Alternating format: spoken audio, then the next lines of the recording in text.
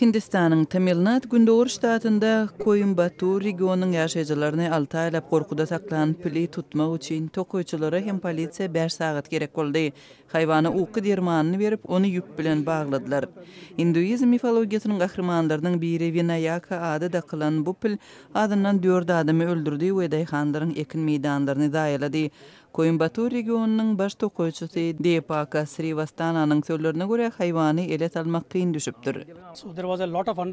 Ol owa jemgyýetlerini howatyrlanma döredýärdi. Ýaşaýjylar onuň başga ýere ekidilmegini soradylar. Görşüňiz ýaly bu 5 tonnalyk äpetdir pil. Şu gün biz agyr operasiýany ýerine ýetirdik. Hinduizmde Winaýaka Şivanyň we Parvatinyň ulugly kakasy gahar edip onuň kellesini çapýar. Soň gaýgyly ejesiniň haýyşy boýunça çemgelen haýwanyň kellesine oturdýar. Bu pil bolup çykýar. Şeýdip akyl paýhatyň Hudaýy Ganesha döreýär. Hindistanyň metbuatyna görä Winaýaka Tamilnad ştatynda adam öldüren ýeketäk pil däl.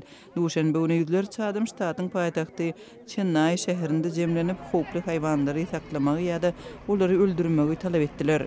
Tutulan Pili ýük ulagyny ýükläp Mudumalay milli parkyna alyp gitdiler. Bu ýerde ol reabilitasiýa kursuny geçer we başga welaýata göçüriler. Oňa köp ölmek mümkinçiligi dörediler. Tokoýçylar Pilin giýenleriniň gowudygyny aýdýarlar.